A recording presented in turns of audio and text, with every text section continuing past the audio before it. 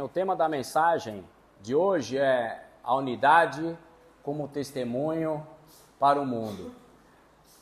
Eu acho que a maioria de nós já ouviu essa frase, né? O povo unido jamais será vencido. Talvez esse jamais seja uma palavra meio exagerada, mas o povo unido, ele faz e fez grandes coisas, grandes realizações. Algumas não tão boas, mas ele tem uma força muito grande, o povo unido. O povo unido, ele já derrubou presidentes. O povo unido, ele já derrubou reis. O povo unido já derrubou os muros lá na Alemanha, né, no final da década de 80, que separava as duas Alemanhas. O povo unido já aniquilou milhões de pessoas na Segunda Guerra Mundial, lá nos campos de concentração. Não foi o povo unido, mas foi um líder que era apoiado pelo povo. Ao mesmo tempo, as pessoas se uniram para acabar com esse regime nazista. O povo unido trouxe milhares de negros da África e escravizaram e mataram milhares de famílias. Ao mesmo tempo, o povo se uniu para acabar com a escravidão, né? Aqui no Brasil, em 1800 e alguma coisa, e no mundo acabou com a escravidão, na América, né? Na década de 80, o povo se uniu para gritar pelas diretas já. E hoje, nós temos grandes conquistas porque o povo se uniu, né? E esse povo, como nós vimos, ele tem grande força, ele fez grandes realizações e faz grandes realizações. O versículo que o nosso irmão Zanata deu, eu traduzi nesse desenho. É a Santíssima Trindade e o povo unido lá embaixo, né? Nós somos pequenininhos, Deus é grande, o Santo de Deus é grande, Jesus é grande e nós pequenininhos lá. Agora você imagine a força desse povo, todas essas conquistas que ele fez junto com Jesus Cristo e Espírito Santo de Deus. No versículo 23 diz: eu neles e tu em mim. Eu quem? Jesus. Jesus neles nós, o povo, a fim de que sejam aperfeiçoados na unidade, para que o mundo conheça que tu me enviaste e o amaste, como também amaste a mim. Os apóstolos foram aperfeiçoados na unidade. Os apóstolos trouxeram a palavra de Deus até nós. E se nós fecharmos um pouco mais esse universo, aqueles casais de americanos que vieram na década de 60 trouxeram a palavra até nós. Unidos entre eles, os casais, né? E alguns nós conhecemos. O Norton já veio aqui, deu aula. O Alan Dutton já veio aqui, deu aula. O Ted Stewart, filho do Ted, veio aqui, deu aula, né? Então, essas pessoas unidas e o povo lá, os americanos unidos, trouxeram essas pessoas até aqui para proclamar o evangelho para nós. E eu sou fruto desse trabalho. Meus filhos estão morando em São Paulo. A Isabela e o Paulinho estão morando lá. E recentemente eles foram na casa da minha mãe. E aí, a minha mãe tem 80 anos. E ela tem muitas antiguidades lá. E ela não só tem as antiguidades dela, como as antiguidades da minha avó. E aí, eles acharam isso aí e mandaram para mim. Não sei se vocês conseguem ver, mas esse é um certificado de batismo de 1975. A minha avó se batizou em 1975, a dona Doralice. Ela conheceu a palavra de Deus através do Abra Sua Bíblia. Era um programa no rádio que o João Penise dava. Ela ouviu e foi na igreja. Né? Ela ouviu o endereço, pegou o endereço, foi na igreja e foi convertida em 1975. Esse documento é um mensageiro que tem na igreja da 9 de julho, que tem até hoje. E ele passa as notícias, né? E uma das notícias, nós não conseguimos ver, mas onde está aquela setinha, é que meu irmão se batizou em 1984, depois de 9 anos. Ele se batizou. E aí tem algumas informações que são interessantes, porque falam um pouco da minha vida, mas tem um convite de casamento lá embaixo. E é só minha curiosidade. É do Luiz e da Célia. Alguns aqui conhecem o Luiz e a Célia. O Luiz e a Célia, eles foram meus professores na escola dominical. E eles foram o nosso padrinho de casamento, o meu e da Lígia, o Luiz e a Célia. O Luiz era uma pessoa que ficava na recepção, com aquele sorriso dele enorme, para quem já conheceu ele, é uma pessoa bem simpática e recebia todos muito bem na entrada do prédio da igreja. E ele faleceu de Covid na época aí que a Covid pegou, né? Nós estamos falando bastante de união e de unidade. E para que serve essa união e unidade? Para nós chegarmos no final e carregarmos uma taça. Aí cada um pega um pedacinho da taça lá, né, igual na foto, e tira uma foto com papeizinhos atrás. É muito legal você ser campeão. Mas não é para isso. É para isso também, cada um pega um pedaço da taça e segura. Mas a união é justamente para chegar até lá. A união serve para nós chegarmos até lá. Se na nossa casa a mãe acha que tem que comprar carro e roupas novas, e o pai acha que tem que dar bons estudos para o filho, essa casa não vai prosperar, né? Essa casa vai ruir, porque os propósitos são diferentes. Os propósitos, os caminhos podem ser diferentes, eu consigo alinhar os caminhos, mas o propósito tem que ser o mesmo. Em Marcos capítulo 12, versículo 25 diz: Jesus, conhecendo os seus pensamentos, disse-lhes: todo reino dividido contra si mesmo será arruinado, e toda cidade ou casa dividida contra si mesma não subsistirá. Então, propósito é o mesmo, caminhos diferentes, eu alinho. Propósitos diferentes, a casa se divide. Algumas empresas quebraram, principalmente por causa da tecnologia, porque o propósito não era o correto, né? Então, veja, algumas empresas vendiam livros, né? E a gente consultava antigamente a nosso trabalho de escola, tudo em livros de enciclopédias.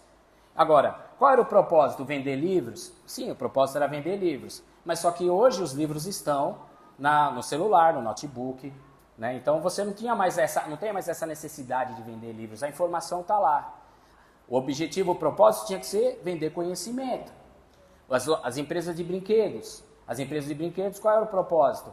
Vender brinquedo, mas só que hoje os brinquedos são tudo jogos, coisas no celular e notebook, a maioria, né?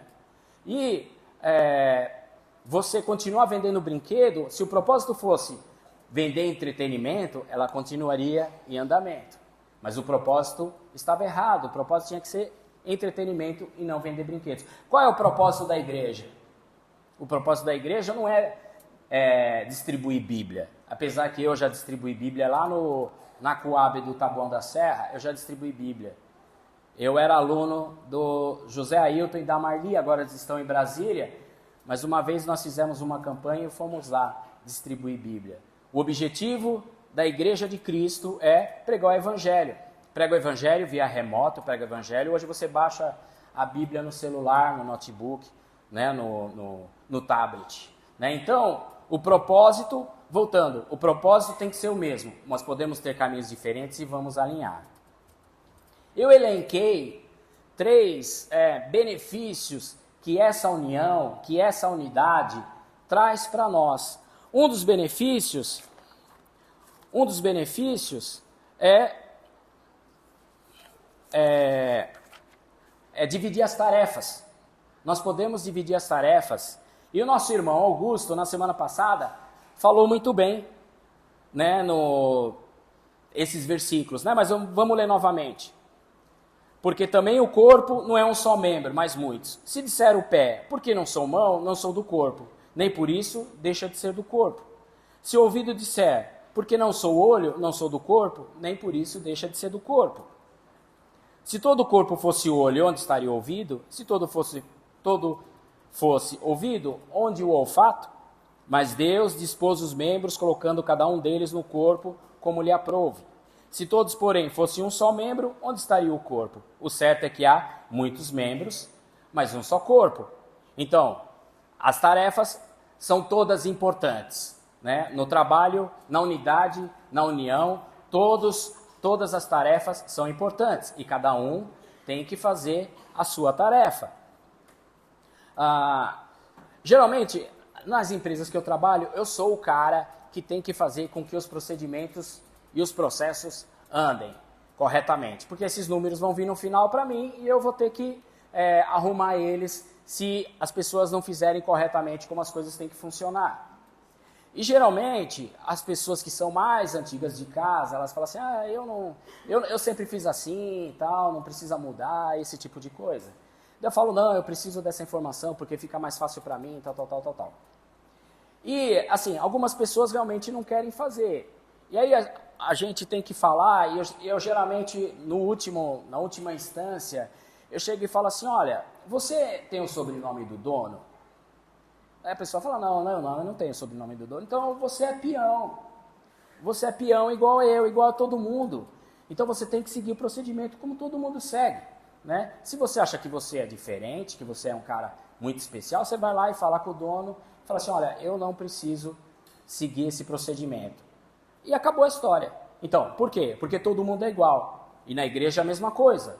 Todo mundo é igual. Eu sou igual, vocês viram lá, eu não me informei, mas eu me batizei em 1985, no dia 1º de dezembro. Né? Então eu tenho quase 39 anos de batismo, e para quem conheceu o César, eu acho que ele não está aqui hoje, mas ele se batizou faz um mês. Qual a diferença entre o Jairo e o César na Igreja de Cristo? Nenhuma. Eu só tenho mais experiência e eu, pelo contrário, ainda tenho a responsabilidade de ajudar ele a crescer e se manter na fé, né? Então, primeiro benefício da unidade é você dividir as tarefas. O segundo benefício da unidade é superar os obstáculos. Como nós falamos aqui, os missionários americanos vieram para o Brasil. E todos os missionários que rodam o Brasil, mesmo brasileiros, têm dificuldade com o quê? Com o clima, com a língua, com a distância, né? E essas dificuldades têm que ser superadas. Mas não é tão difícil assim. É difícil. Você está sozinho numa cidade, precisa se unir, a equipe precisa se unir. Se você pegar o versículo 26, é o mesmo capítulo, diz assim, de maneira que se um membro sofre, todos sofrem com ele. E se um deles é honrado, com eles todos se regozijam. Se o trabalho está sendo muito bem feito, legal. E se o trabalho não está sendo bom, todo mundo precisa melhorar. Se alguém da família faleceu, mesmo que longe, nós precisamos nos unir para orar pela pessoa, pelo trabalho. Nós nos unimos aqui e oramos pelo trabalho que está sendo feito lá em Boa Vista. É assim que funciona, para superar os obstáculos. Eu tive bastante contato com o seu Brian Boss, que foi a pessoa, inclusive, que me batizou. E ele falou que chegou aqui no Brasil para conhecer antes de morar, era época de eleição. E vocês imaginam como é o Brasil na época de eleição. E a época de eleição, hoje, a bagunça é só nas redes sociais, na televisão. Se você não abrir e não entrar na internet, não acontece nada. Mas antigamente não. Antigamente era nas ruas e tinham muitos papéis, uma sujeira, né, muitas coisas pregadas em poste e na parede. E ele ficou assustado. E ele comenta com a gente, eu fiquei bem assustado. Por quê? Porque tem uma dificuldade da cultura das pessoas, né? É um negócio diferente que nós temos que superar. E a equipe, quando veio no Brasil, quando veio para o Mato Grosso do Sul, quando foi para o Nordeste, teve que superar. Tinha um amigo, né, um colega de trabalho lá, um cearense, como todo cearense é muito legal e divertido, né? E a gente fazia uns trabalhos juntos, e aí cada um fazia uma área da empresa, tal, e aí vinha o gerente para revisar, né? E aí ele falava, quem que fez isso aqui? E aí esse rapaz cearense dizia, se tiver certo, fui eu, se tiver errado, fomos nós, né? Então, assim, Na hora de se regozijar, ele queria se regozijar sozinho, né? E assim, era a brincadeira dele, é óbvio. Mas na hora que todo mundo ficasse triste, ele queria dividir com todo mundo. Mas na hora de ganhar o prêmio, né, ele queria ganhar o prêmio sozinho, era uma brincadeira dele, é óbvio.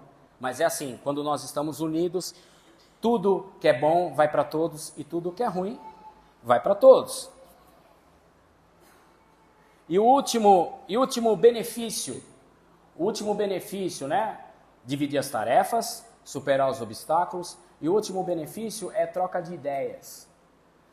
Nós estamos nos reunindo aqui todo sábado, né? Por iniciativa do Augusto, do Murilo. Nós estamos nos reunindo todo sábado para discutir alguns assuntos relacionados à parte administrativa, à parte de manutenção, à parte espiritual. E está sendo muito bom, estamos tendo várias ideias e muitas pessoas falam, não, vamos levar isso para a congregação, isso é legal, vamos fazer, tal. Lá em Provérbios diz o seguinte, os planos fracassam por falta de conselho, mas são bem-sucedidos quando há muitos conselheiros. Se você vai montar um projeto e não fala com ninguém, a tendência do projeto não é ir para frente. Então, quanto mais pessoas tiverem para ouvir, para conversar, para discutir, é melhor. Então, os benefícios da unidade. Superar os obstáculos, os benefícios da unidade. Dividir as tarefas e troca de ideias.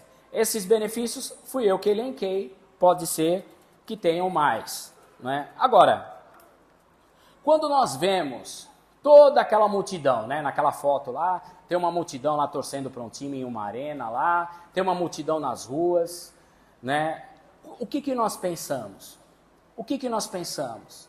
Quando você vê todo aquele povo alinhado, vestido com a mesma roupa, e cantando as músicas, e gritando, e com o mesmo propósito, com o mesmo objetivo. Sendo o seu time ou não, esse povo está focado.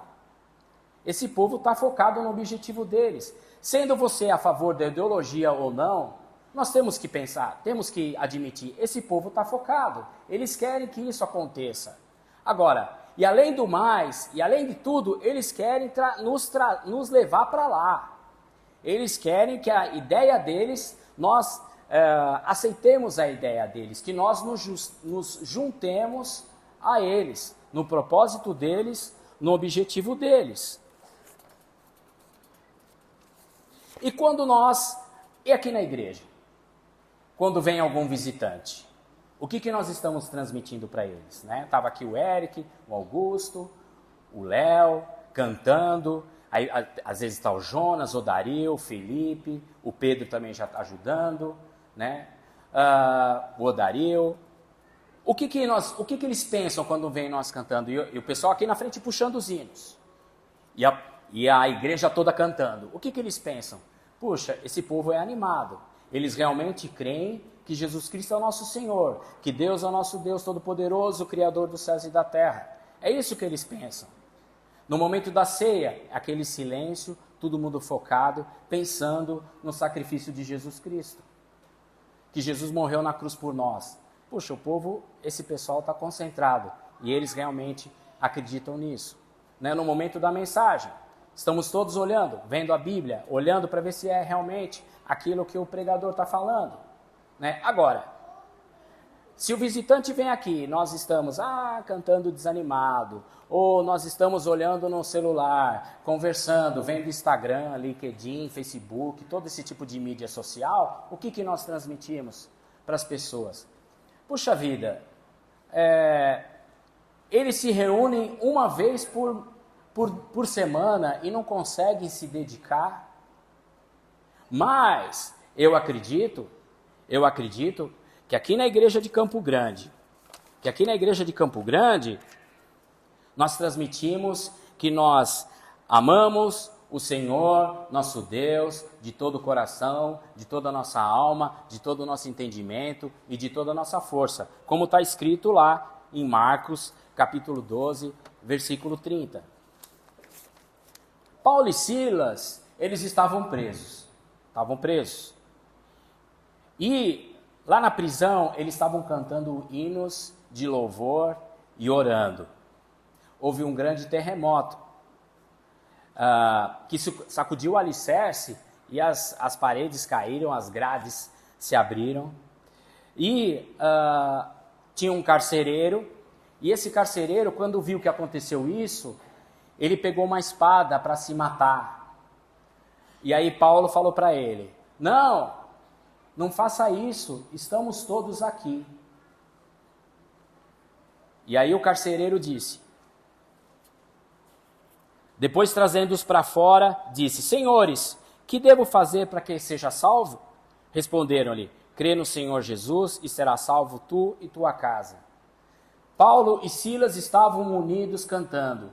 Paulo e Silas estavam unidos cantando e os outros presos estavam ouvindo. E ninguém foi embora. Ninguém foi embora. Quem pode ignorar esse Deus Todo-Poderoso? O carcereiro não ignorou e ele pediu para conhecer.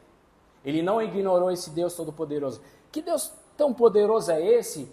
Que as pessoas estão presas, Paulo e Silas estão presos injustamente, e mesmo assim se abriram as cadeias e ninguém foi embora? Como é que pode isso? Isso não está na Bíblia, eu estou pensando na cabeça do carcereiro, né?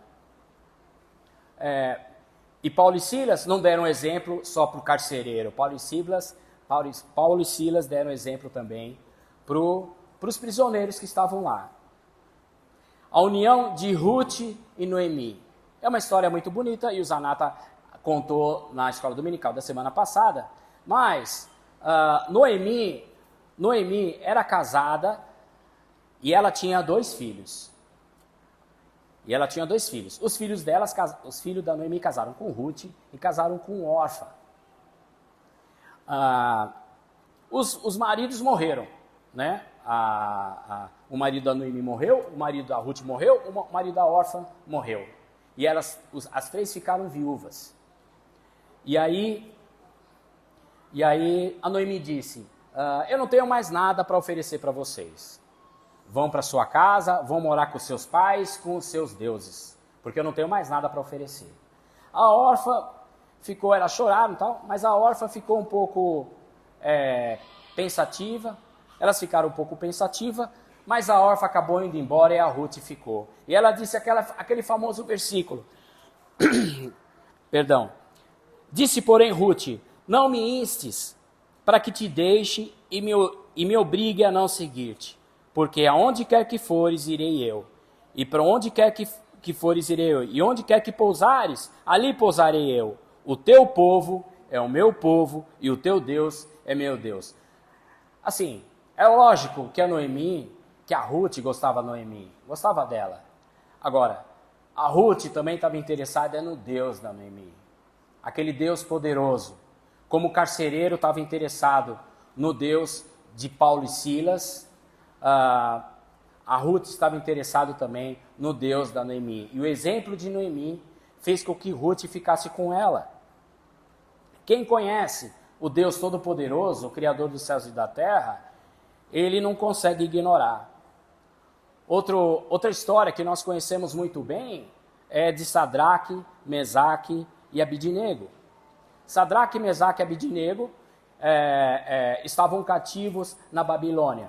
E saiu um decreto que o Nabucodonosor fez, que eles teriam que adorar ao Deus, a estátua que o Nabucodonosor tinha levantado. E aí, eles não adoraram. E diz Daniel capítulo 3 que, assim, o primeiro versículo está cortado, mas ele começa mais ou menos assim. Escutando a trombeta, do pífaro, da cítara, da harpa do saltério, da gaita de foles, prostrai-vos e adorai a imagem que fiz. Porém, se não adorardes, sereis no mesmo instante lançados na fornalha de fogo ardente. E quem é o Deus que vos poderá livrar das minhas mãos? E esses são os versículos, um dos versículos que eu mais gosto na Bíblia. Responderam Sadraque, Mesaque e Abidnego ao rei. Ó Nabucodonosor, quanto a isso não necessitamos te responder. Se o nosso Deus, a quem servimos, quer livrar-nos, ele nos livrará da fornalha de fogo ardente e das tuas mãos, ó rei. Se não, fica sabendo, ó rei, que não servimos a deuses, nem adoraremos a imagem de ouro que levantaste. Eles falaram assim, ó rei, eu sei que meu Deus é poderoso para nos salvar, mas se ele não quiser, se ele não quiser nos salvar, mesmo assim nós não vamos adorar a imagem que você levantou. Às vezes acontece na nossa vida coisas que nós achamos que que Deus não faz o que nós queremos. E às vezes Ele não faz o que nós queremos porque nós não queremos o que é certo, o que é melhor para nós. Deus sabe o que é melhor para nós. Às vezes, a missão de Sadraque, Mesaque e Abidnego já estava cumprida. Então eles foram, e eles preferiam morrer do que chegar no paraíso, chegar em algum lugar, né, que não iriam para o paraíso, mas morrer e não estar com Deus no paraíso. Essa foi a decisão deles. Agora, se você está em 2, fala assim, vamos para a fornalha? Vamos para a fornalha. Mas se você está em 3, não adianta ganhar de 2-1. Os 3 têm que querer ir. Não adianta falar assim, a maioria ganhou, vai todo mundo para a fornalha. Não, isso não funciona. Eles decidiram os 3 ir para a fornalha e adoraram porque eles queriam adorar a Deus e não a deuses. E aí o que aconteceu? Que eles foram para a fornalha e nós conhecemos a história. Eles não morreram. Eles não morreram. Nabucodonosor viu que eles estavam vivos. Falou Nabucodonosor e disse, bendito seja o Deus de Sadraque, Mesaque e Abidnego, que enviou seu anjo e livrou os seus servos, que confiaram nele, pois não quiseram cumprir a palavra do rei, preferindo entregar o seu corpo e servirem e adorarem a qualquer outro Deus, senão o seu Deus. Portanto, faça um decreto, pelo qual todo o povo, nação e língua que disser blasfêmia contra Deus de Sadraque, Mesaque e Abidnego seja despedaçado, e as suas casas sejam feitas em monturo, porque seja a outro Deus porque não há outro Deus que se possa livrar como este. Quem conhece o Deus Todo-Poderoso, você não pode ignorar. Esse é o Deus Todo-Poderoso, e todo mundo admite que Ele é o Deus Todo-Poderoso. Outra união que demonstra exemplo para nós é a união entre cada um de nós e Jesus. Em João, capítulo 15, no 13, diz, ninguém tem maior amor do que este, de dar a alguém a própria vida em favor dos seus amigos. Vós sois meus amigos, se fazeis o que eu vos mando. Já não vos chamo servos, porque o servo não sabe o que faz o seu senhor, mas tenho-vos chamado amigos, porque tudo quanto ouvi do meu Pai vos tenho dado a conhecer.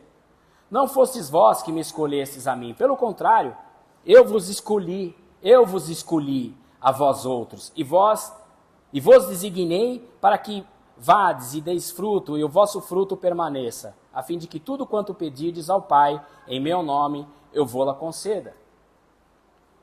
Jesus, ele não é o nosso dono ou chefe. Jesus é o nosso amigo. E eu peguei no fim, mas o Breno falou exatamente isso. Tudo que ele ouviu de Deus, ele repassou para nós. Ele não escondeu como ficar perto do Pai, da mesma forma que ele, não, eu quero ficar com o Pai sozinho. Não é igual esses caras no YouTube, eu vou te ensinar como é que fica rico.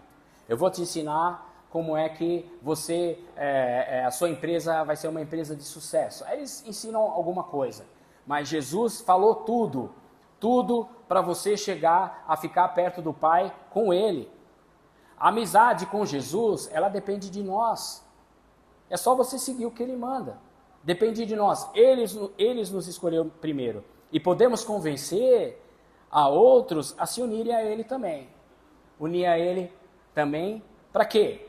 Para você chegar perto de Deus, o Deus Todo-Poderoso, o Deus Criador, o Deus Senhor dos Senhores. Agora, às vezes, nós não vamos estar com essa multidão toda lá da foto e tal, não vamos estar. Nem vamos estar com os nossos amigos, como Silas e Paulo, como Sadraque, Mesaque e Abidnego, ou como Ruth e Noemi. Nós vamos estar sozinhos fisicamente. Nós vamos estar sozinhos fisicamente. E aí, alguns irmãos já nos leram esses versículos aqui. Lá em 2 Coríntios, capítulo 11, 23 a 27, diz que Paulo, é cansativa a relação, a lista aqui.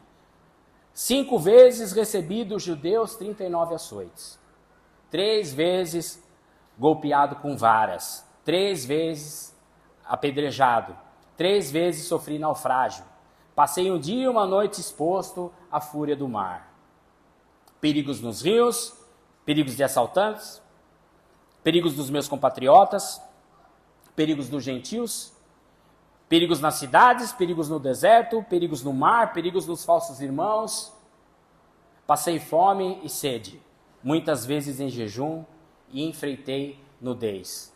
Puxa, quanta coisa! Paulo, ele estava unido a quem para superar todos esses obstáculos? Se você falou a Deus, você acertou. Diz lá em Tiago capítulo 1, versículo 12, feliz é o homem que persevera na provação, porque depois de aprovado receberá a coroa da vida, que Deus prometeu ao que os ama. Vocês acham que Paulo foi pouco provado? Não, ele foi muito provado. E ele criou uma fé gigantesca. Eu trabalhei durante 20 anos com um chefe aí, e eu aprendi muita coisa com ele, e ele falava assim, Jairo, sabe quem é seu concorrente na vida profissional?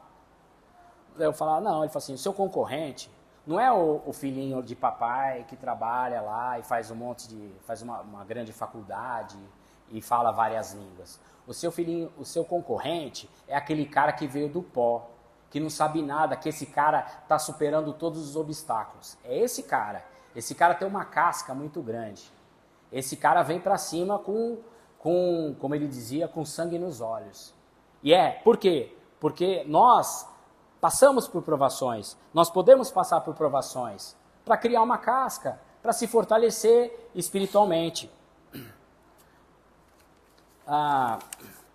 Esther é uma outra pessoa que teve que superar os obstáculos.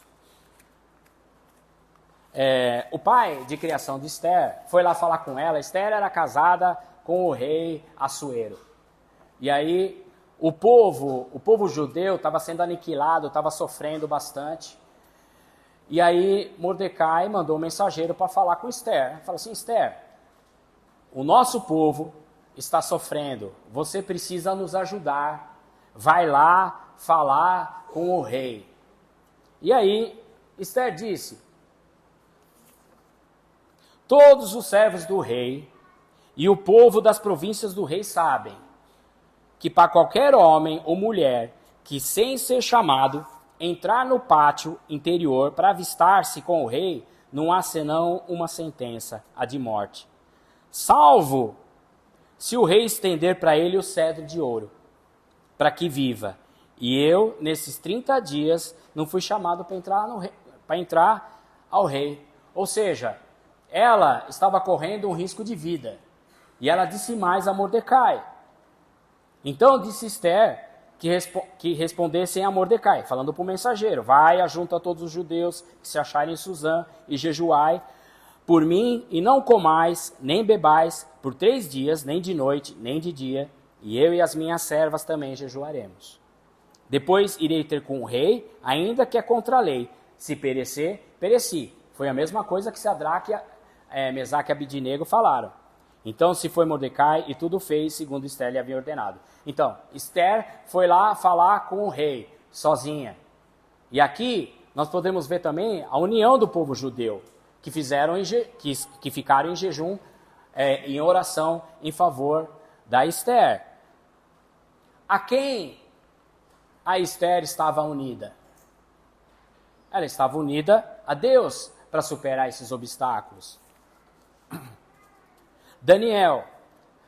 Antes de Daniel, no Evangelho de Lucas, fala que Jesus estava no deserto, depois que ele foi batizado com o Espírito Santo levou ele até o deserto. E lá diz, no Evangelho de Lucas, que Jesus foi tentado durante os 40 dias e 40 noites. Ele não foi tentado depois, ele foi tentado durante os 40 dias e 40 noites. Os 40 dias e 40 noites. E toda sorte de tentações. Toda sorte de tentações.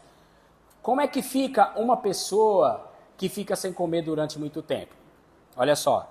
Quando o acesso à comida é limitado por muito tempo, a pessoa pode sofrer com fraqueza muscular, falta de concentração, hipoglicemia, desmaios e até desnutrição.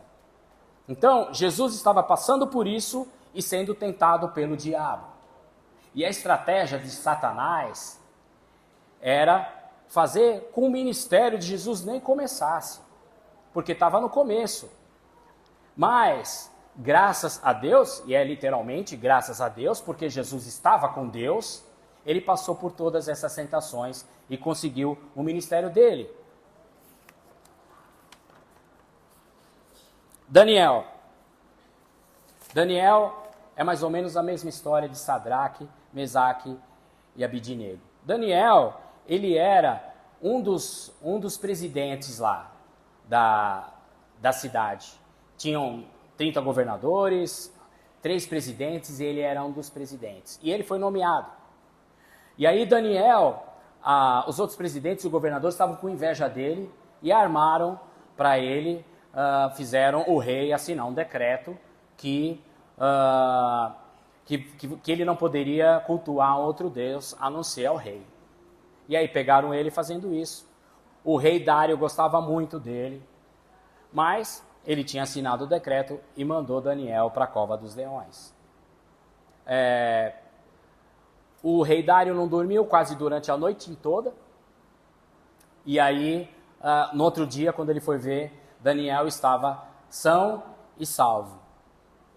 E ele disse, o rei, faça um decreto pelo qual, em todo o domínio do meu reino, os homens tremam e temam perante o Deus de Daniel. Porque ele é o Deus vivo que permanece para sempre. O seu reino não será destruído. E o seu domínio não terá fim. Ele livra e salva e faz sinais e maravilhas no céu e na terra. Foi ele quem livrou a Daniel do poder dos leões. Daniel, perdão, não coloquei o slide. Daniel estava unido a quem? Para conseguir passar por esses obstáculos. Se você respondeu, Deus, você acertou. Em João 16:33 diz, eu disse essas coisas para que em mim vocês tenham paz. Neste mundo vocês terão aflições. Contudo, tenham ânimo, eu venci o mundo. A vitória é de Deus. Então, a quem nós vamos nos unir? Depois de todas essas histórias que nós ouvimos, a quem nós vamos nos unir? A um blogueiro? A um influencer? Nós vamos nos unir a um cantor, uma cantora? A quem nós vamos nos unir? A uma estrela da NBA, a uma estrela da Champions League, um ator famoso, uma atriz famosa, ou nós vamos nos unir o Deus de Paulo, o Deus de Silas, o Deus de Ruth, o Deus de Daniel, de Sadraque, Mesaque, Abidnego, Criador dos céus e da terra e Pai de nosso Senhor Jesus Cristo. A quem nós vamos nos unir? A Deus. E aí nós vamos poder falar aquela frase e divulgar aquela frase para todo mundo. O povo de Deus unido jamais será vencido. Se você hoje está aqui, está nos visitando, e se você quer conhecer esse Deus melhor, fala com um dos nossos irmãos aqui, que ele vai ter o prazer de apresentar esse Deus tão poderoso, tão grandioso. Mas se você já conhece a Deus, se você já conhece a Jesus Cristo e você aceita o convite que Jesus está fazendo para você, ele quer ser seu amigo, não demore mais, aceita Jesus enquanto nós estamos no encerramento